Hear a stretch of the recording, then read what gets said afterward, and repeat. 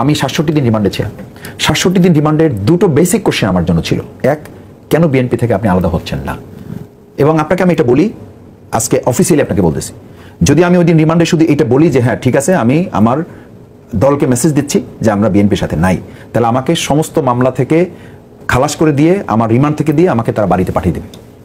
যে শুধু বলেন যে আমি বিএনপির সাথে, আমি এটা কেন বলছি? সেকেন্ড কোশ্চেন ছিল যে আপনারা পার্শ্ববর্তী দেশ ভারতের বিরোধিতা করেন কেন? তা আমি বললাম আমরা তো বিরোধিতা করি না। আমরা বাংলাদেশের স্বাধীনতা সার্বভৌমত্বকে ওন করতে গিয়ে যদি ভারতের কেন গোটা পৃথিবীর বিরোধিতা করতে হয়, সেটা আমি করবো। অনেকেই বলে যে আপনারা আধিপত্য একটা কায়েম করতে পারছেন, অনেক জায়গায় অনেক প্রতিষ্ঠানে আপনাদের লোকজনকে নিয়োগ করতে পারছেন এবং করছেন, সে কথাটা আপনারা বলে। কিন্তু ৭১ প্রশ্নে আপনাদের যে অবস্থানটা, সেটা কিন্তু আপনার সাধারণের মধ্যে এখনো ক্লিয়ার হয়নি। সেই জায়গাটা কি আপনি একটু বলবেন আমাদেরকে যে ৭১ প্রশ্নে আপনার, আমরা অনেক সময় শুনেছি যে আপনার একটা স্টেটমেন্ট দেবেন, কিন্তু সেই স্টেটমেন্টটা কখনো আসেনি সামনে। দেখেন, মুক্তিযুদ্ধ পরবর্তী আমাদের তো ৫৩ বছর বাংলাদেশে আমরা অতিবাহিত করছি। বাংলাদেশ জামাত ইসলামী এই দেশের স্বাধীনতাকে ওন করে, এটাকে ধারণ করি আমরা আমাদের সামগ্রিক কার্যক্রম পরিচালনা করে আসতেছি। একটা দেশ স্বাধীনতা উত্তর, সেই দেশের নাগরিকদেরকে কিন্তু আপনি বিবেচনা নিতে হবে। তার মানে ৫৩ বছরে আজকে যারা বয়স ৫৫ বা ৫৩ বছর, মানে সে ওই দিন জন্মগ্রহণ করেছে। আর যদি আপনি ৬০ ধরেন, তাহলে তার বছর হয়তো খুব বড় জোড়া ৭ বছরের ছিল বা ১০ বছরের ছিল। তা আপনি ৫৩ বছরের আগের বিষয়ে এখন ভাববেন, নাকি আপনি এখন বর্তমান সময়টাকে নিয়ে আপনি সামনে এগোবেন? পৃথিবী আজকে কি বলে? আমেরিকা আমাদের জন্য উদাহরণ না, সেইটাকে সম্মানের সাথেই জামাত ধারণ করে। দিস ইজ জামাতের স্ট্যান্ড। এই স্ট্যান্ডটা তো কোনো, মানে এটা দিয়ে তো কোনো কোশ্চেন নাই। জামাত ইসলাম এটাও বলে যে আমরা ৭১কে বাদ দিয়ে ২৪ নয়, বরং ৭১-এর ধারাবাহিকতায় আমাদের প্রিয় ২৪কেও আমাদের ধারণ করতে হবে। এই নতুন স্বাধীনতাটাকেও আমাদেরকে ওন করতে হবে, কারণ আমাদের এই ২ মাসে আমাদের নতুন একটা বাংলাদেশ আমাদের ছেলেরা, আমাদের জনতারা নিয়ে এসে দিয়েছে। সুতরাং সেই জায়গায় জামাত ইসলামের অবস্থান পরিষ্কার যে আমরা দেশের স্বাধীনতা সার্বভৌমত্বকে ধারণ করে শুধু না, এটাকে অক্ষত রাখার জন্য আমাদের নেতৃবৃন্দ জীবন দিয়েছে। আমি একটা কথা আপনাকে বলি, দেখেন, আমি ৬৭ দিন রিমান্ডে ছিলাম। ৬৭ দিন রিমান্ডের দুটো বেসিক কোশ্চেন আমার জন্য ছিল। এক, কেন বিএনপি থেকে আপনি আলাদা হচ্ছেন না? এবং আপনাকে আমি এটা বলি, আজকে অফিসিয়ালি আপনাকে বলতেছি, যদি আমি ওই দিন রিমান্ডে শুধু এটা বলি যে হ্যাঁ ঠিক আছে, আমি আমার দলকে মেসেজ দিচ্ছি যে আমরা বিএনপির সাথে নাই, তাহলে আমাকে সমস্ত মামলা থেকে খালাস করে দিয়ে, আমার রিমান্ড থেকে দিয়ে আমাকে তারা বাড়িতে পাঠিয়ে দেবে। যে শুধু বলেন যে আমি বিএনপির সাথে, আমি এটা কেন বলছি?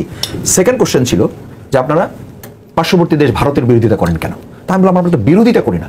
আমরা বাংলাদেশের স্বাধীনতা সার্বভৌমত্বকে ওন করতে গিয়ে যদি ভারতের কেন গোটা পৃথিবীর বিরোধিতা করতে হয়, সেটা আমি করবো।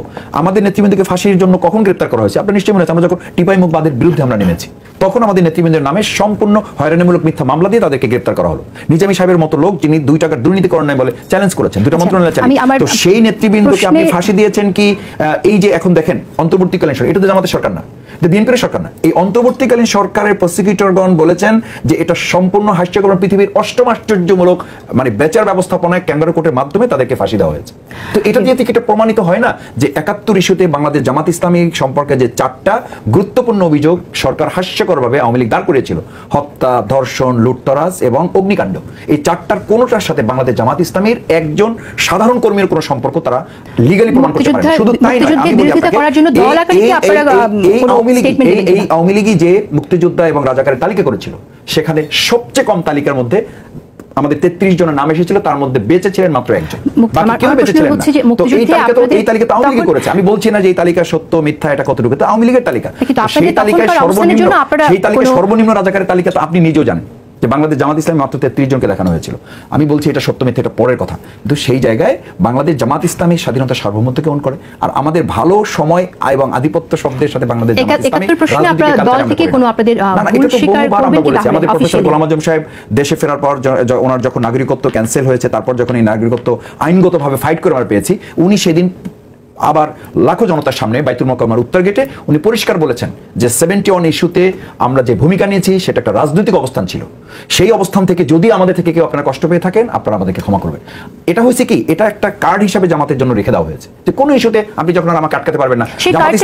জামাত ইসলামীকে আপনি দুর্নীতিতে আটকাতে পারবেন না, জামাত ইসলামীকে আপনি চাঁদাবাজিতে ধরতে পারবেন না, যেহেতু কোনো বিষয়তে আপনি ধরতে পারবেন না। দেখেন দামিরের ইস্যুর একটা রিপোর্ট চার্চের জমি দখল করে জামাতের আমিরের মেডিকেল কলেজ, আপনি বের হয়েছে সামাজিক যোগাযোগ ফ্যাক্ট চেক বের হয়েছে। আমি আশা করি আপনারা যেভাবে দাবি করেন কিন্তু আরো কিছু, এটা সত্য না মিথ্যা এটা তো আপনাকে প্রমাণ করতে হবে। আপনি পত্রিকার একটা কাটিং দেখে নিয়ে এসে যে আমাকে আসামি কাট করে দাঁড় করাতে পারেন না। না আপনি কি তাহলে পত্রিকাতে এরকম খবর আছে? ডক্টর ইসলাম মাসুদ, আপনি কি তাহলে এটা বলছেন এই তথ্যটা ভুল? চার্চের জমি দখল করে জামাত আমিরের মেডিকেল কলেজ, একটা এটা কি পত্রিকার রিপোর্টকে তো আপনি ভুল শুদ্ধ আপনি- তখন আপনার চোখ তো এটা এড়িয়ে যাওয়ার কথা না। অবশ্যই এটার সাথে মানে ওখানে বলা হয়েছে চার্চের, আমি তো পুরো রিপোর্টটা পড়েছি আজকে, সুযোগ পেয়েছি, সেখানে বলেছে এটা লেখাই আছে যে এটা কেনা হয়েছে। তো কেনার প্রক্রিয়াটা কি, সেটাতে একটা পত্রিকার কাজ, এটা তো লিগ্যাল ইস্যু, এবং সেখানে তার partner কিন্তু আবার আওয়ামী লীগের নেতা। এটা দায়িত্ব পত্রিকার না, এটা যে মানে 100% ইন্টেনশনাল একটা নিউজ করা। এবং আমি মনে করি এই নিউজ শুধু জামাতের বিরুদ্ধে হবে না, এই নিউজ আরো দলের বিরুদ্ধে হবে। কেন হবে? এই বর্তমান পরিস্থিতিটাকে কোয়েশ্চেনেবল করার জন্য আপনি যে ভালো একটা পরিস্থিতি বাংলাদেশে তৈরি করতেছেন এবং যারা করতেছেন তাদের পিছনে লেগে কেউ এই কাজটা করবেন। কারণ এই যে আমি বলেছি অবৈধ অস্ত্র, অবৈধ টাকা, এই টাকাগুলো তো কোথাও না কোথাও ইনভেস্ট হচ্ছে এবং তাদেরকে অ্যাসাইন করা হচ্ছে আপনার এই ফ্রেশ রাজনীতিটাকে কোয়েশ্চেনেবল করা। সেই জায়গায় তারা এটা করবে। আমি মনে করি যে এই যে তারা নিউজটা করেছে এটা 100% অসত্য একটা নিউজ করেছে এবং পরিকল্পিতভাবে তারা করেছে। তাহলে আপনারা বাংলাদেশ জামাত rejoinder ইসলামী- দেবেন নিশ্চয়ই। বাংলাদেশ জামাত ইসলামীর যে আমির ডক্টর শফিকুর রহমান, ওনার যে আলহামদুলিল্লাহ আমরা মনে করি এটা আল্লাহর দেয়া নিয়ামত, আকাশচুম্বী জনপ্রিয়তা। এই জনপ্রিয়তাটা ওনার নিজস্ব অর্জন না, এটা বাংলাদেশের মানুষের ভালোবাসা। সেই ভালোবাসার জায়গাটা তাদের পছন্দ হচ্ছে না, সবার পছন্দ হওয়ার কথা না। আমরা যার কোনো পছন্দ হচ্ছে না, রিজয়েন্ডার তারা হয়তো এই দেখি, কাজটা আমরা কোনো করছে। রিজয়েন্ডার দেখিনি, সেজন্য আর সেটা তো এটা আগে আমরা করতে যাচাই পেরেছি করবো আমরা যে নিউজটা কোথা থেকে নিশ্চয়ই। কিভাবে হয়েছে।